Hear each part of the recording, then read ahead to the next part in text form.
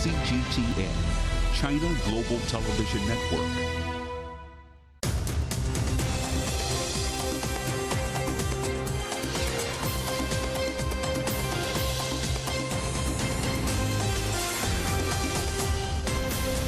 Live from London, this is The World Today.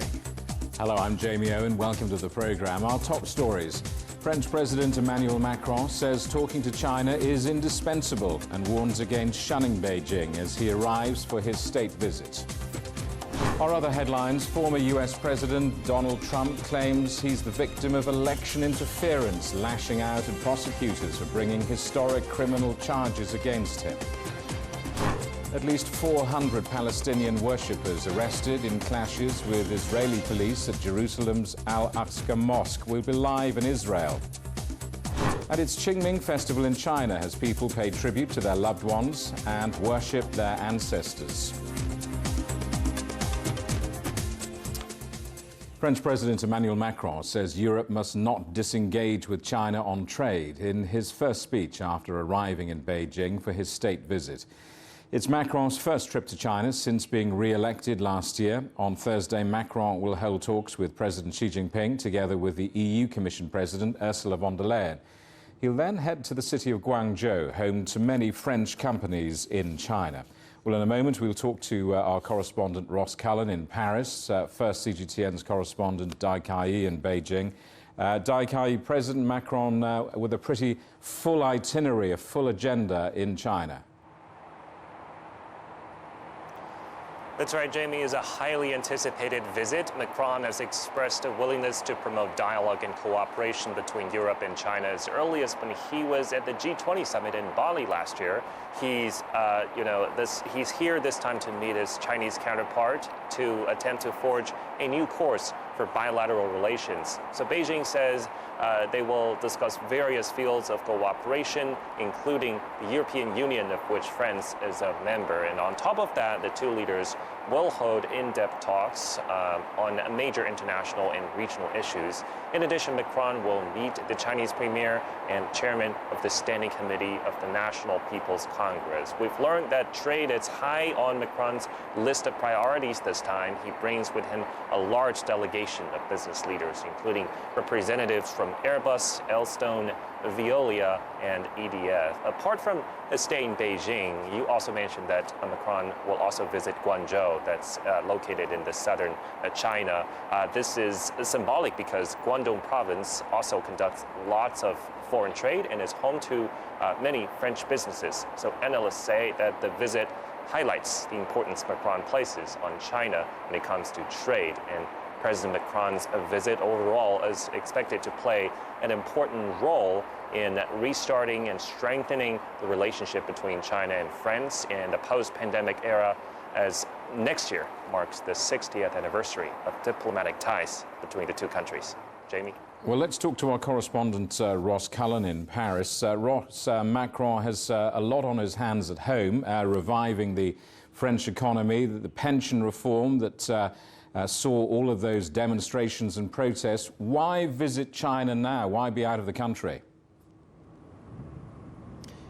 Yeah, there's going to be another day of demonstrations, Jamie, tomorrow, Thursday the 6th, the 11th such day since the start of the year, of widespread marches and protests against the government's pension reform. There was a meeting today between the unions and the Prime Minister. But Macron has said in the past couple of weeks that the work of government cannot be consumed or blocked just by the pension reform. He says there's a lot of other national and international issues to be getting on with. One of those is dealing with the war in Ukraine. And we already know in that first speech he made in Beijing earlier today, addressing the French expatriate community, saying that that is going to be one of the major issues in discussions tomorrow, Thursday, between Xi Jinping, Emmanuel Macron and Ursula von der Leyen. President Macron saying that China has a, quote, major role to play in advancing peace in Ukraine, saying that there is a shared responsibility between the EU and France and China to work towards peace in Ukraine. Emmanuel Macron has made no secret of the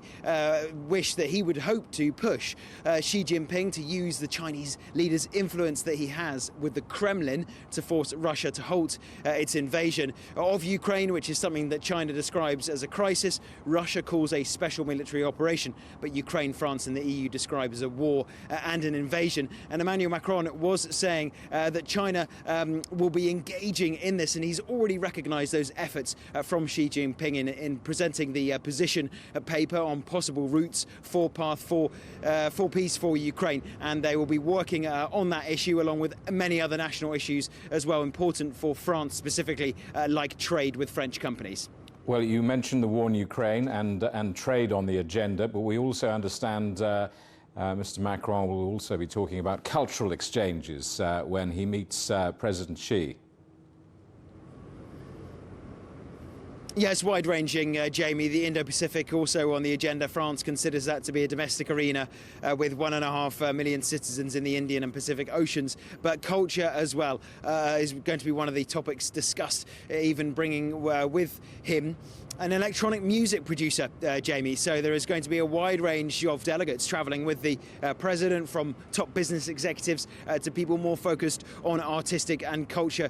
And we know that next year there's going to be a specific focus between Beijing and Paris on trying to celebrate cultural traditions between the two countries. There is, for example, a modern arts centre here in Paris, the Pompidou Centre, and a sister centre in Shanghai, also the Chinese Pompidou Centre. So there will also be work, as you mentioned, on celebrating and extending those cultural ties between the two countries.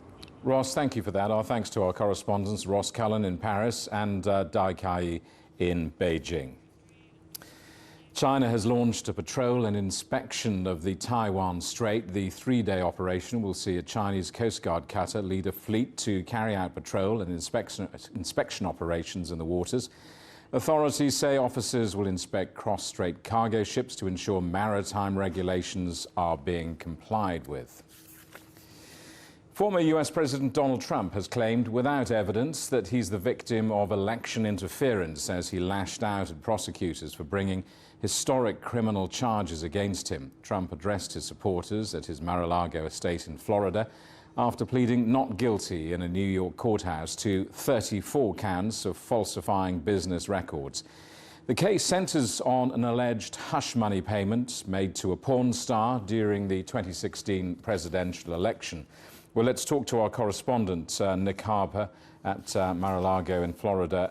Nick, tell us more about what Donald Trump has been saying in the last few hours. Well, Jamie, it was very much as expected. Donald Trump returning to his safe space, his Mar-a-Lago residence that you can see just behind me, for that prime-time speech, just hours after appearing in a New York courtroom. And as expected, we had Donald Trump railing against the justice system, railing against the Democrats, saying that this was political persecution. He also went on to say that the indictment, the charges against him, were ridiculous. He called the district attorney who'd brought this case a criminal, suggesting that he should either be prosecuted or himself resign, and said that this persecution was simply that, not an investigation. Here's a little bit else of what else he had to say. Let's listen in. And I never thought anything like this could happen in America. Never thought it could happen. The only crime that I have committed is to fearlessly defend our nation from those who seek to destroy it. This fake case was brought only to interfere with the upcoming 2024 election, and it should be dropped immediately. I think it was interesting to note his mood. It was certainly a more somber address from the former president. There was less of the bluster that we've seen in some of his past rallies, for example, his primetime speeches of the past. But his attacks were no less biting. He jumped on the Democrats, accusing them of undermining his election campaign, making it very clear what he thinks, not just about this investigation, but the other investigations that are ongoing against him. Nick, obviously all of the TV channels are covering this, and people who are interested in politics are fascinated, obviously. But I wonder how it's playing out beyond the usual political circles in wider American society.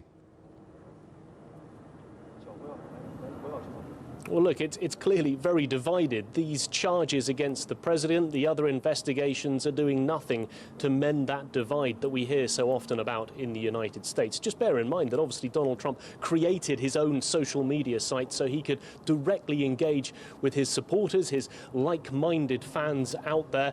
He was on Truth Social overnight, again attacking all of this, writing that the Department of Justice and the FBI should be defunded. He said that Democrats had weaponized the system and that they were trying to interfere with elections. Those are the type of comments that is absolutely red meat to his base. They will love those type of comments.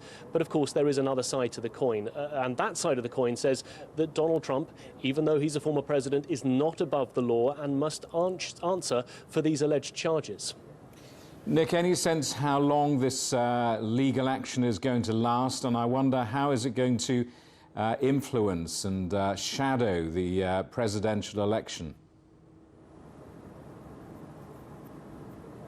Yeah, it's fascinating, the timing of all of this, because it's not going to be a quick process, Jamie. The next in-court appearance for Donald Trump is not until December the 4th. Now, the problem with that is we're getting very close to the beginning of primary season in the United States. On February the 5th, the state of Iowa begins choosing which candidate it wants to have the Republican nomination and therefore represent the party to go up against Joe Biden in the November 2024 election. So the thinking is that this trial might not kick off until the spring, potentially a year from now. And at that point, Donald Trump would want to be on the campaign trail, visiting all of the 50 states. However, he is likely to be campaigning while at the same time being a defendant in a criminal case and probably having to appear in court every single day. Nick, thank you for that. Our correspondent Nick Harper in Florida. You're watching CGTN. Still ahead, the World Trade Organization warns a global slowdown this year, despite supply chain improvements.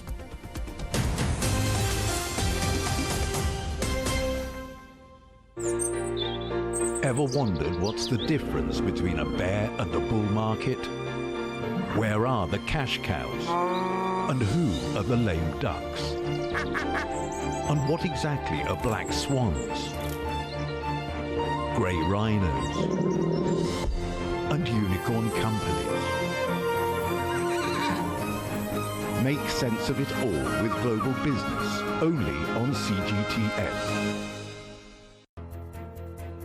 There's a new agenda for a new world, accelerating change in almost every part of our lives. It's shifting the norms of how we work, travel, and connect. How we think, interact, and develop. It's a new reality, a new agenda with me, Juliet Mann.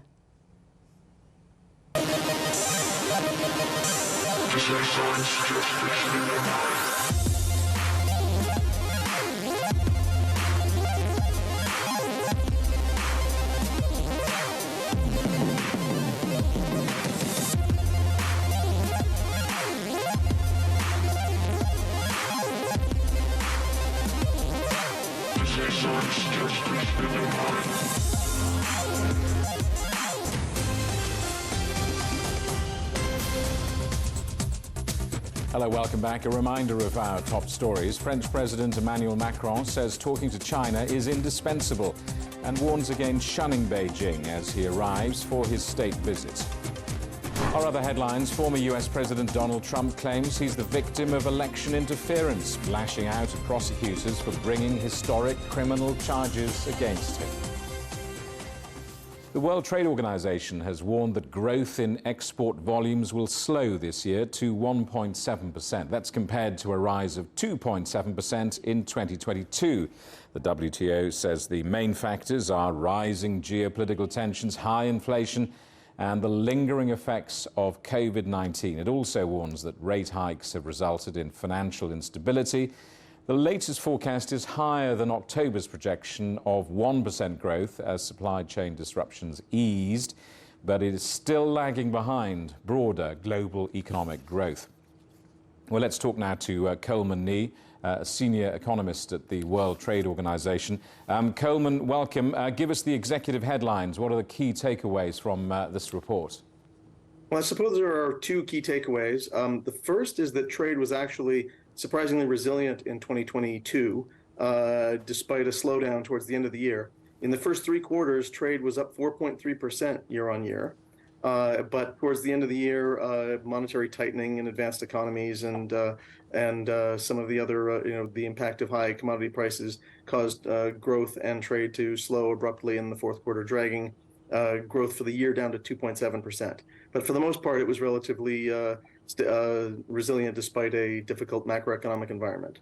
That's a bit different. The second takeaway is that growth this year will be below subpar. It'll be 1.7%, and that's below the 2.6% average over the last 10 years. So it's not quite as bad as we feared at the time of our last forecast, when we thought that trade growth in 2023 would be around 1%. So it's a slight upgrade, but still a bit below what we'd hope. Yeah, well, below par. And for those of us who are not distinguished economists like you, in simple terms, what does that mean for the global economy?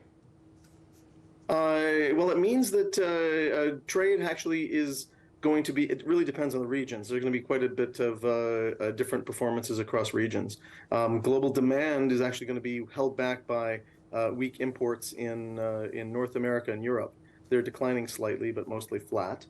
Asia, on the other hand, is going to be around growing about 2.6% on the export side and 2.5% on the import side, which means that it's above the world average. So even though it's weaker than historically speaking, Asia's still contributing, making a disproportionate contribution to the global economy going forward. Oil exporting regions like the Middle East and Africa, they have benefited in 2022 from high export revenues, and this may slow sharply in 2023 because of falling export volumes and a return to earth of high commodity prices. I guess inevitably the report doesn't make for a cheerful reading, really. It's rather bleak, isn't it? Geopolitical tensions, inflation, high energy prices, all contributing to this trade slump, let's call it that. I mean, give us some optimism. When are we going to see some sort of light at the end of this rather long, dark tunnel? Well, there are some signs of improvement here and there. One of the key leading indicators for world trade is export orders. These are up over the last few months, so that would seem to indicate recovering demand for traded goods in the coming months. The other is that oil prices are down compared to last year. They really peaked in the middle of the year, and especially natural gas prices in Europe. So this should provide a little bit of uplift for energy consumers. Coleman, good to talk to you. Thank you very much indeed for coming on the programme. That's Coleman Nee, senior economist at the World Trade Organization. Thanks very much. Israeli police have arrested more than 400 worshippers in Jerusalem's Al-Aqsa Mosque, calling it a response to rioting. The police say they were forced to stage a pre-dawn raid on the third holiest site in Islam after some worshippers locked themselves inside with fireworks, sticks and stones.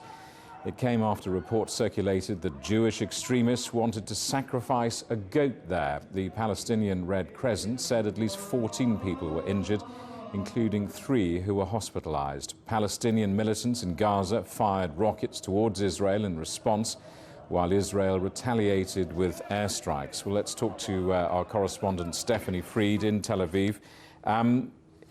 Reports that clashes are continuing. Stephanie, what's the latest you're hearing?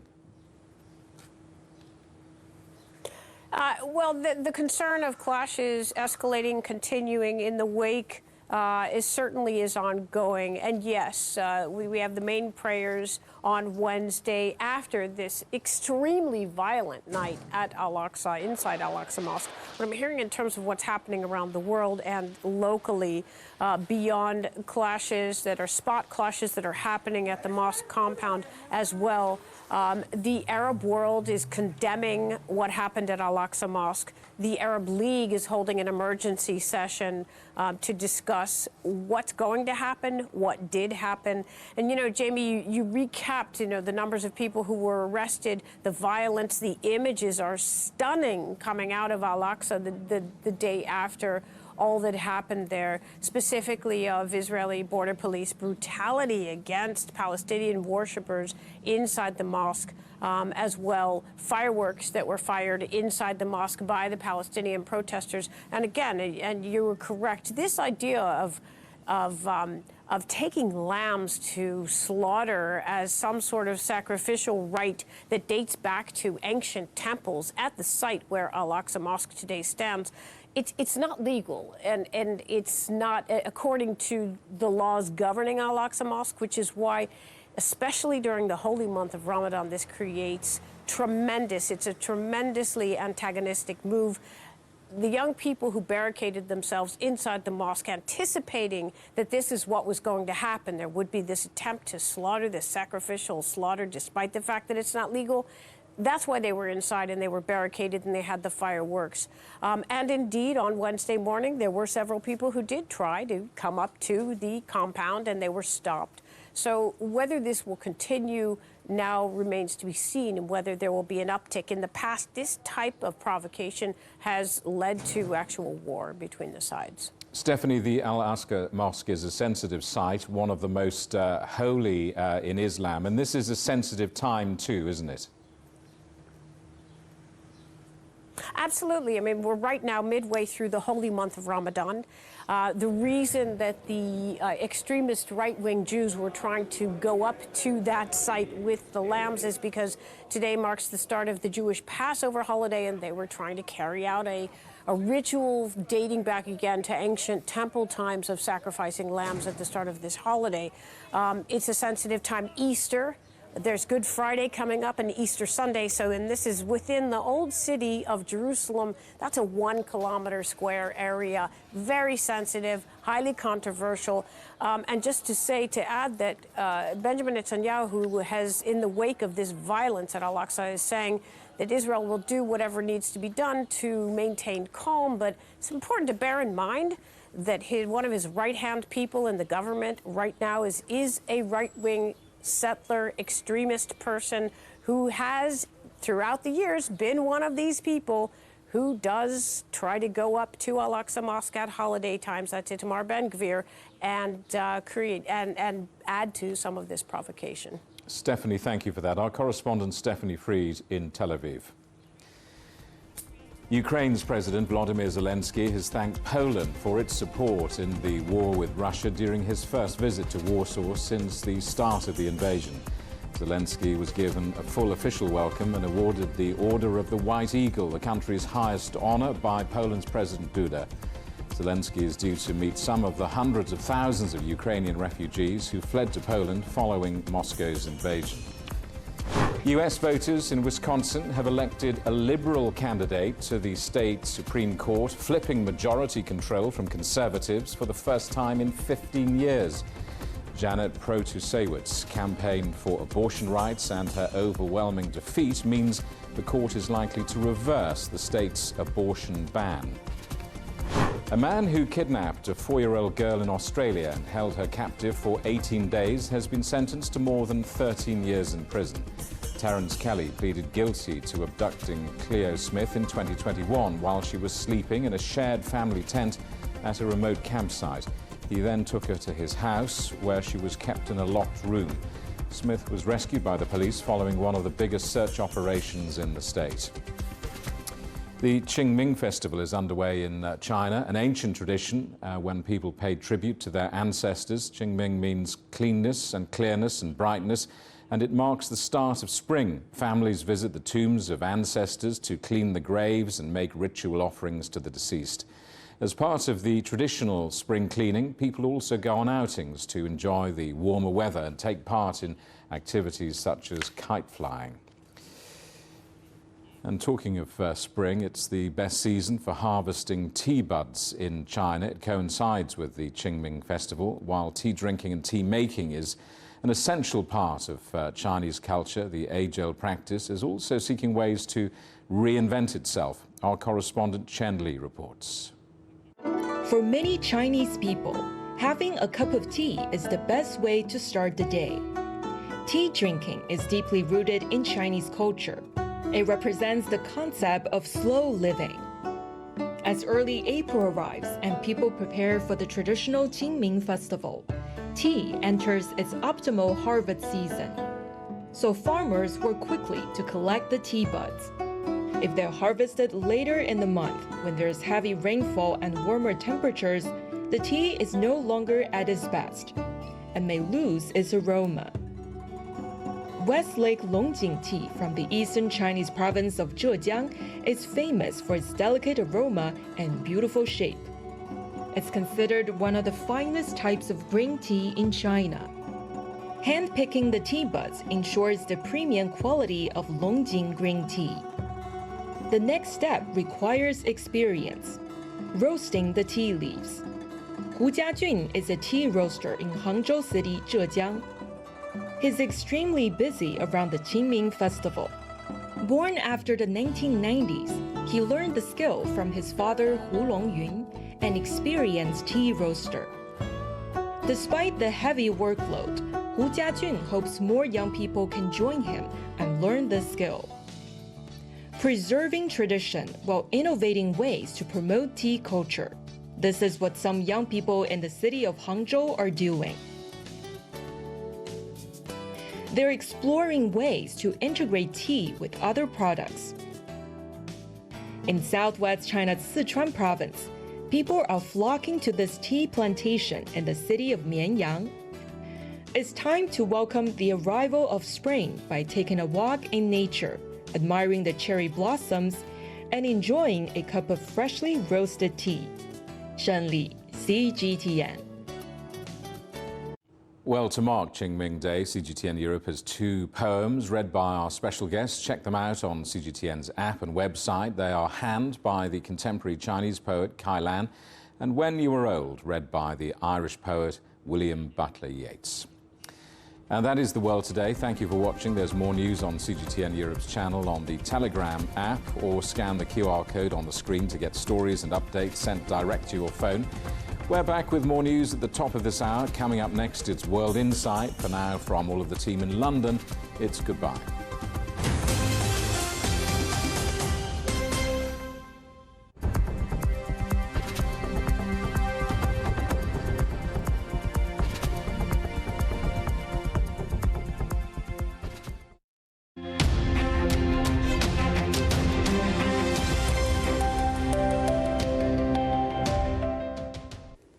Hello and welcome to the weather forecast. I'm Tierney. Well, over to Europe, low pressure system is likely to bring round of precipitation from UK all the way stretching towards into France and Germany from Thursday into Friday. And meanwhile, wet weather here across the majority of the central portion of Europe is likely to persist for another couple of days. And notice that clear skies are likely to return here for a vast majority of the Balkans, where it has been just battered by unusual spring snow, so please take caution and stay safe as well. Temperature-wise, we can notice that a big chunk of Europe from the north all the way down through into the majority of Italy are likely to grab quite a lot of warmer temperatures over the next couple of days. So please attire appropriately and enjoy the spring warmth as well as you can. And about the business and travel for the major cities here up in the north. In Stockholm is likely to see partly sunny skies on Friday with a high of 10, while the overnight low temperatures will be in the negative readings. So please put on an extra layer during the morning and evening hours to stay warm.